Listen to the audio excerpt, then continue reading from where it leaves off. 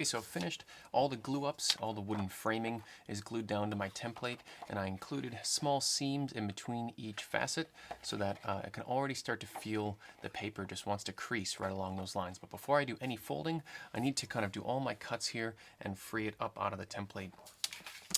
Since we've already committed so much time to this, it's really important that you keep a sharp blade in your X-Acto knife. You don't want to mess up or rip your template after we've committed so much time and energy to this. So fresh blade, make sure you've got a nice straight edge around. Basically, we will be using the same approach as what we used to cut out our previous template, but now you have the added benefit of the edge of your wood here. Just be careful that as you're cutting, if you're using the wooden edge, you're cutting straight along it. Don't cut back at an angle. This wood is so soft that the blade will embed in the wood and it'll mess up your wood frame. So I'm going to end up using the plastic straight edge sitting on top of the wood frame. That way there's a little added benefit that if the edge of the blade ends up catching and kind of pulling into the side of the frame, the plastic will stop the blade before it does too much damage.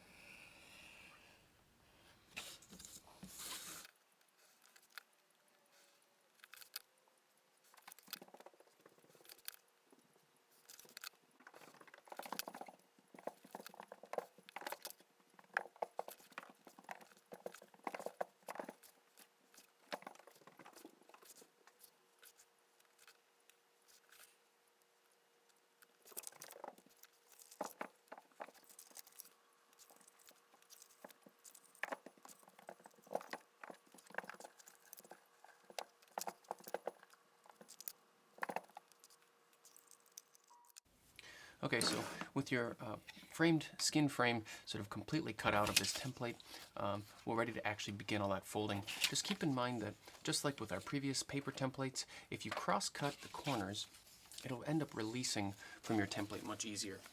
As long as you've done this correctly and left a small seam in between each one of these panels, it'll fold really nicely right along that break. If you did end up getting a little bit of glue sandwiched in between there, you might be able to really carefully sneak in there with an X-Acto blade and just carefully sort of run the blade in between those two. What you don't want to accidentally do though is break the paper template. This skin on the inside is what actually holds each one of these facets together. Now, it might be handy for you to have a couple extra tools around for this project. If you have a bone folder in your kit, the bone folder will help crease some of these seams, especially these little glue tabs. Some of the other tools that you'll need will be your paintbrush and the PVA glue that we used for the previous model. Probably also not a bad idea to keep a scrap piece of paper around just in case we need to do some glue ups where some of the glue might get on a work surface.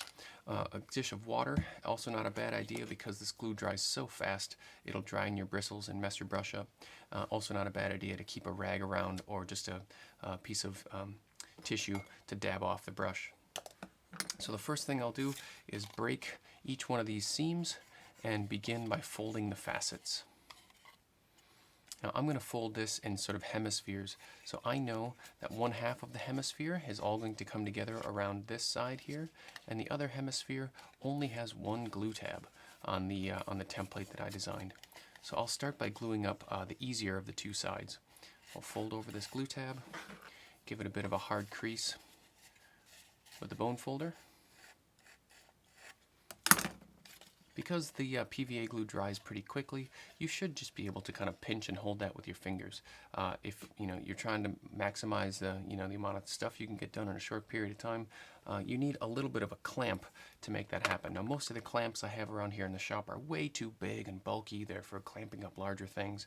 But I found that a clothespin, one of these wooden jobs with the spring on the inside, has just enough clamping force to hold that together. And because these are made out of sort of a softer wood, they don't mar up the wood frame too badly. So I'll end up using some new clothespins to hold mine closed. That way I avoid having to hold it closed with my finger.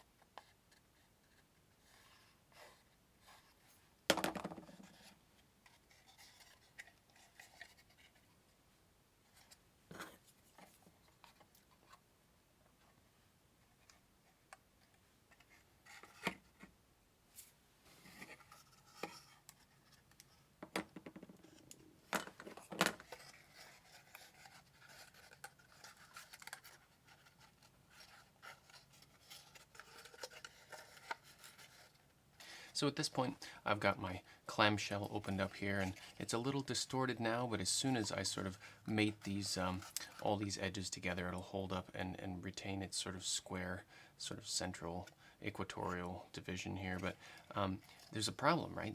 Is in a minute, these are all going to close up and I'll have no access to the inside to maybe use my bone folder to press down these tabs.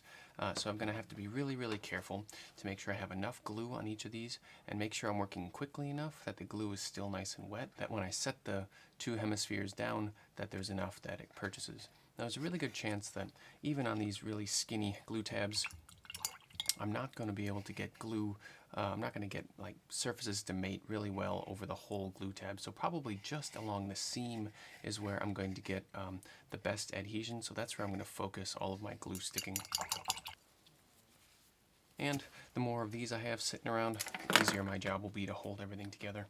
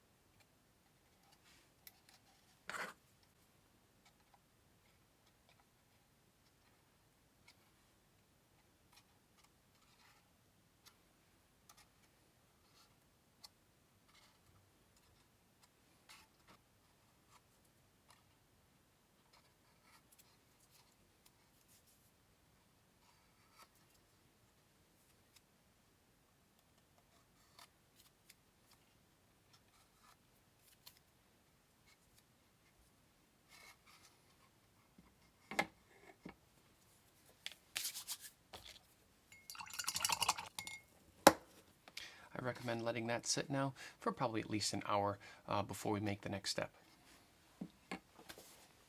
So once the glue has had a chance to set up on the inside here, and probably, even though the glue will set in about a minute or so, 30 seconds to a minute, I recommend before doing this next step giving it at least an hour because we're going to have to hold it pretty tightly in order to sand down some of these surfaces. But as long as you've given it enough time that the glue has dried to be clear, you should be okay. Remember, this glue dries with a little bit of flexibility, and so it can stand up to a bit of abuse. Now I want you to take a really close look at all of your seams. So not just the seams where one facet folds, but also where your two sort of sticks that would create a joint here have come together.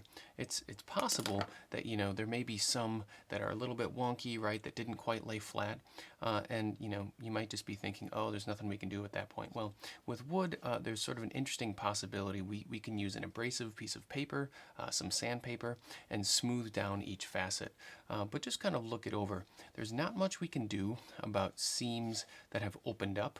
But in the event that you have a really open seam, one that's really gushy yet, put a little bit of extra glue right down in that seam and let it dry for another hour or so. As long as the glue dries clear, that little bit of extra glue in those seams will just help hold it together. Now somewhere in your art kit, I have mine stored in my sketchbook, but somewhere in your art kit, you've got a piece of sandpaper. Mine is red, I think yours is tan. It doesn't matter, basically the same stuff. Flip it over and take a look at the number on the back.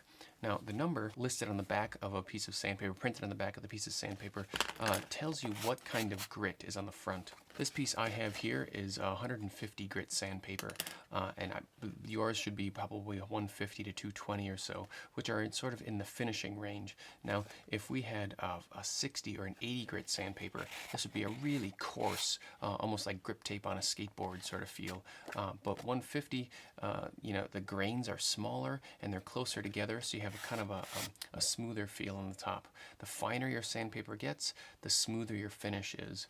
You can get everything from today, what'll be sort of roughing down smooth areas, to almost like a polish if you use something up in the sort of 300, 400, or 600 grit sandpaper. Now, what we're going to do in order to sort of clean up the surfaces on the sandpaper is we'll find a really nice flat surface to work on, set the sandpaper down, and carefully hold your form on the sandpaper and make sort of polishing or rounding motions.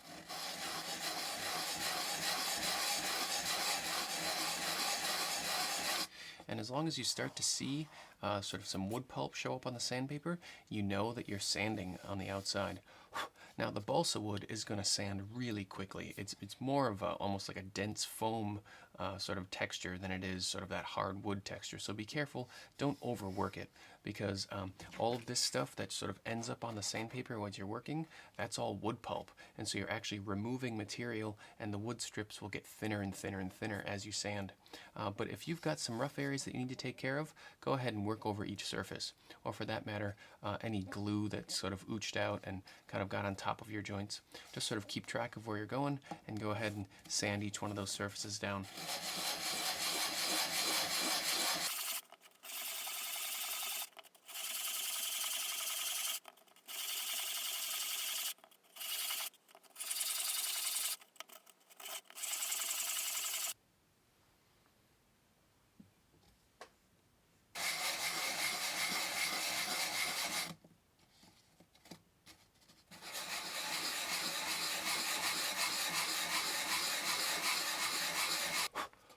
At that point, once all these surfaces are cleaned up, this piece is finished. And just kind of imagine what else you could possibly do with a form similar to that. Now, I always think that this kind of basic skinned and wood framing project feels sort of simplistic, but think, for example, about sort of almost like artistic or practical examples. The first thing that comes to my mind are some of these early photographs of the Wright brothers' kites. Now, the Wright brothers are famous for their flying machine, right? The Kitty Hawk experiments, but before they actually put people into their flying machines, they came up with these fantastic kites that they would tether out on the beaches at Kitty Hawk. And the skinned frames here were very similar to the process we did here. They would use fabric or paper material and very, very thin, strong wood struts to create these gorgeous flying machines. Once you start to kind of get the handle of skinning and framing, or working with structural materials and then a skinning material, is that you can start to expand your projects or scale them up quite a bit. This is a method that architects think through as they design things that are the size of homes or even larger, like skyscrapers, because of the difference in materials and what they can be used for and what they can't be used for. This is a great first introduction to that.